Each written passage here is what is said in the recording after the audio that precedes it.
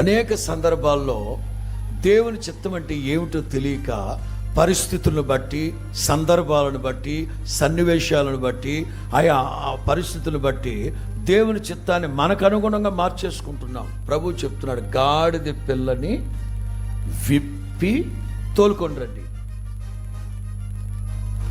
యేసు క్రీస్తు చిత్తమే శిష్యులు నెరవేర్చినట్లుగా మనం చూస్తాం. యేసు ప్రభు అంతటి వారే నా తండ్రి చిత్తాన్ని జరిగించడం నాకు ఆహారం. నా తండ్రి చిత్తాన్ని జరిగించడమే నాకు ఆహారం. గెత్సెమనే తోటలో శ్రమలు తట్టుకోలేక రక్తం చెమట రక్తముగా, రక్తపు చుక్కలు చెమట బిందువులే కింద పడతా ఉంటే ప్రభు అంటారు, ప్రభువా ఈ గిన్నె నా యొద్ద నుంచి తొలగించండి. ఈ మరణపు పాత్ర నా యొద్ద నుంచి తొలగించండి. కాసేపు ఆగాక,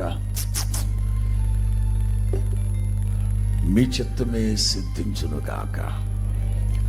ఎంతమంది ఆత్మీయులు పరిశుద్ధ గ్రంథాన్ని క్షుణ్ణంగా చదువుతూ